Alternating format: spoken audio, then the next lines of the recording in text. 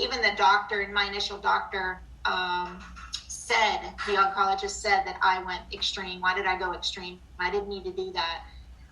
But I, just with my past and everything that I had dealt with my mother, I didn't want to have future issues. So I did the extreme with it. And so I don't know. I just don't like the label of it. Maybe because I feel like I didn't go through it as bad as somebody else. You know, somebody who has more treatment. I definitely don't agree more with that. extensive issues. But I even think that too. I know. It just makes me feel uncomfortable a little bit. Because when I see people, like, even though I had cancer surgery and then I had chemo and radiation, but then I hear other people and I do the same thing. Oh my God, they went through so much more than I did. You know, we need to stop doing that. We need to, like, I would call it cancer shaming. We need to stop doing that to ourselves. It's really not healthy. You know, it's not. And I'm tortured every day, to be honest with you. I'm tortured every day because, you know, to be brutally honest, mine was breast cancer.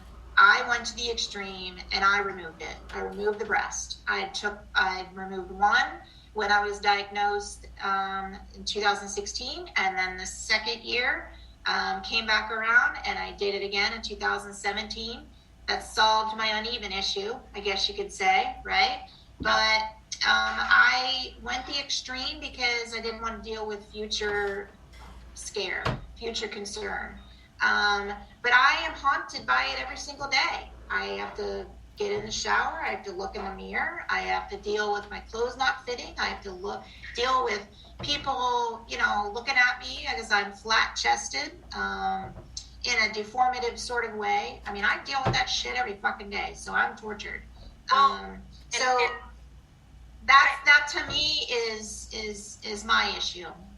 Well, and then you to go on social media. That's why I pull back. I take like 2 or 3 months off of social media. Like, I'm on there just because of the show. Like, I'll just go on there and try to promote, you know, and help them out and help, you know, cheer people on that are in the same thing, you know, doing the same training I'm doing. But to me, social media is filled with such idiots, and they're complaining about stupid stuff they have no control over. And I think you're missing your whole life. You're whining about something you have no control over and doesn't matter at the end of the day. Is your life really affected at the end of the day by certain circumstances? You know, that I just, it makes me want to punch people in the throat. Yeah. And I have to say, knowing you and I, as well as I do, I'm very proud neither of us has punched anyone.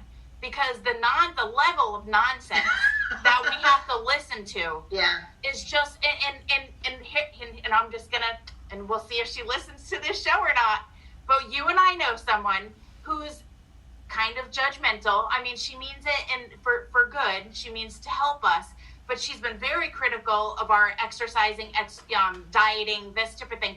I'm a vegetarian. I really care about my body. And then I see her mowing down on a hamburger, and I'm like, what are you doing? And she goes, oh, I love red meat. She goes, don't tell anyone. Yeah. So she's a closet carnivore, and she's giving us crap publicly about the way we eat. And I'm like, what is wrong with these people? What is wrong with them?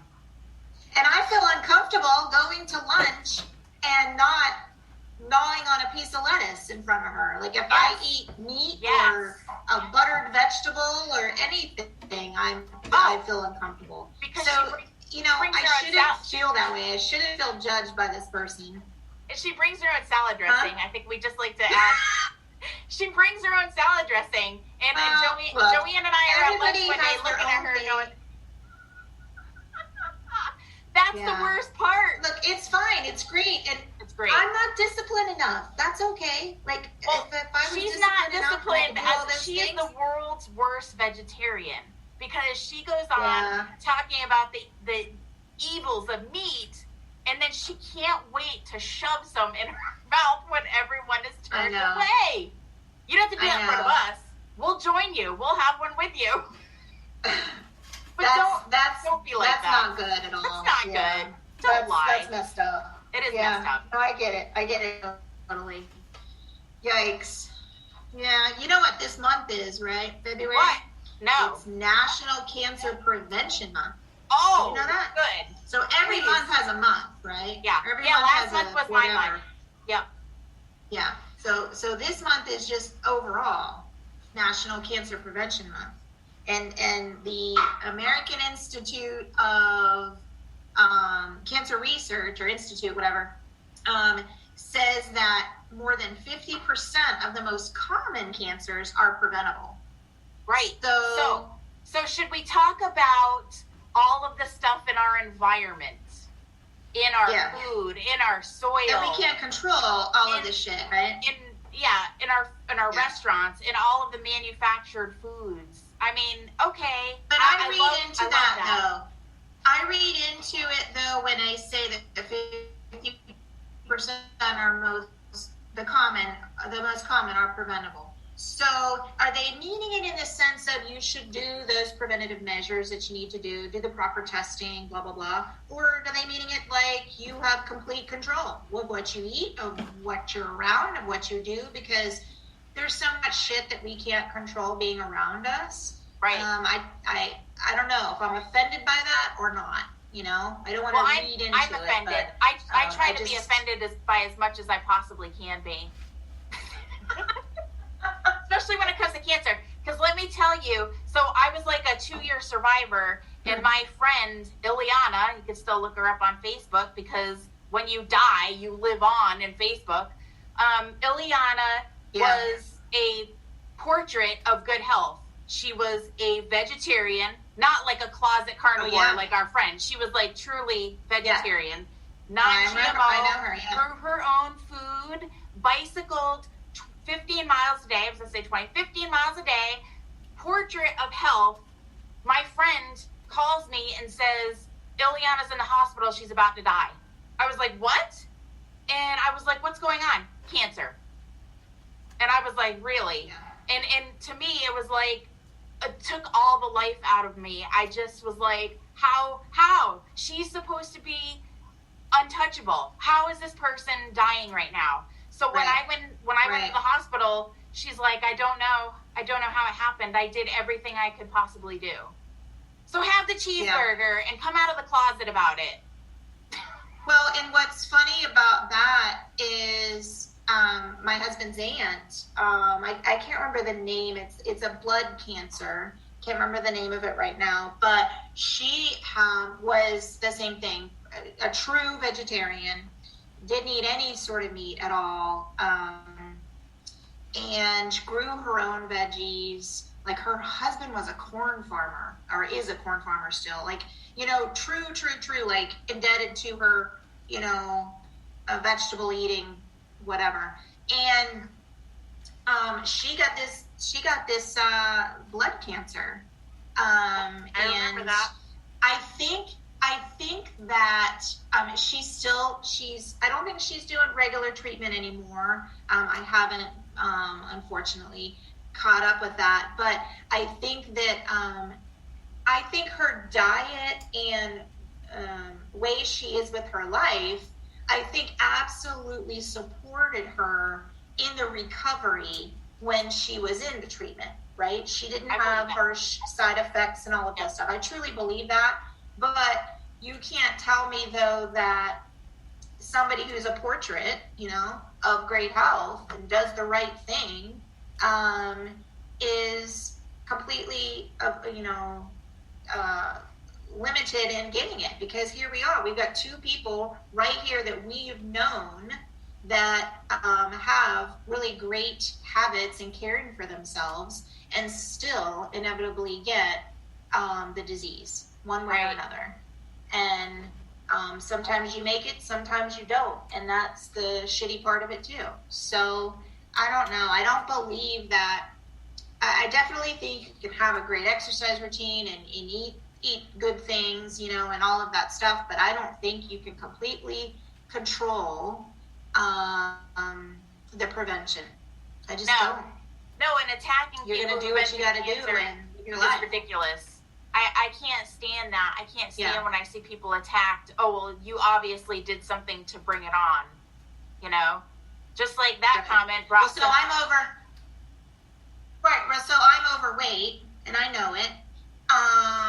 But, you know, so when you hear that I have had it, it's my fault because I'm overweight, you know? Well, I mean, that's a big question.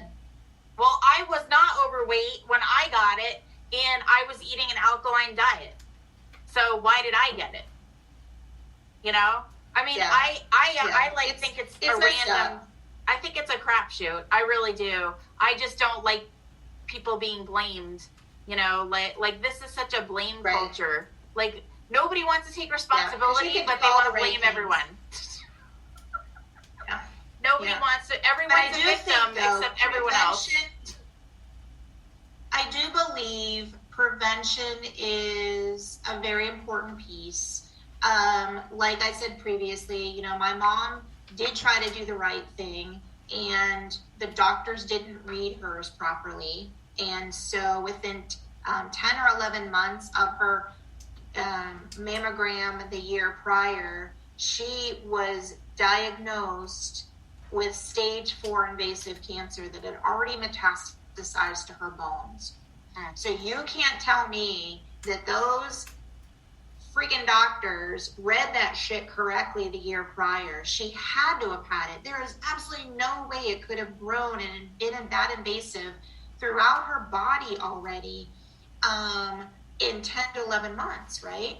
So I think prevention is very important, and you can call that whatever you want to, your diet, exercise, all that bullshit, but the testing alone, you know, mammograms and the type of mammogram that I did the 2D or whatever it is, like a better one that they have out now. And it's able to catch something a little bit more microscopic, right, than the older mammogram opportunities. So I think all of the things that you can possibly do to test, and there's some things you can't do for some cancers, right? But I think the ones that you can, doing the proper prevention is important. My mom is an unfortunate statistic that occurred, and that doctor didn't do right by her. But I don't believe that for everybody. I didn't believe it for myself. If I would have been like, well, screw it. Why test? Why take the mammograms? Yeah. And I started them at 35, which is way younger than what, you know, the Cancer Society or whoever says that you should do it. But I didn't think that the radiation was more harmful to me than the fact of if I got it and didn't diagnose it early enough, what would that have done to me? So I took my chances, right? And it ended up paying off for me because I caught it early enough that I could take the really harsh diagnosis and do something with it that the doctor said, oh, you don't need to do that. You shouldn't have cut them off. You should have just, you know, like... You know, it's so easy for someone who doesn't have cancer to tell you what to do, you know? Because, oh my gosh. But I think the doctors will tell you... And that's another thing, is the medical industry tell you to do the treatments and tell you not to do the surgery and all these other things because they make money off of it. I mean, who the frick knows, right? But... Look, my decision, my body, I have to live with the scars and the drama for the rest of my life from that. But at least I may have a lot longer life, and I'm not going to be a statistic like my mom. If I'd have got a biopsy, who's to say they would have got it all? Yeah. Who's to say they would have got it all? And in 3 or 4 years, I come back and, oh, here I am again. Here I got it again, and it's worse now. You know, well, so I didn't want to do that. Let me ask you a question, because, you know, I've been kind of like, you know, public about my cancer. Do you tell people? Do you tell people you went through cancer or no? Well, yes and no. So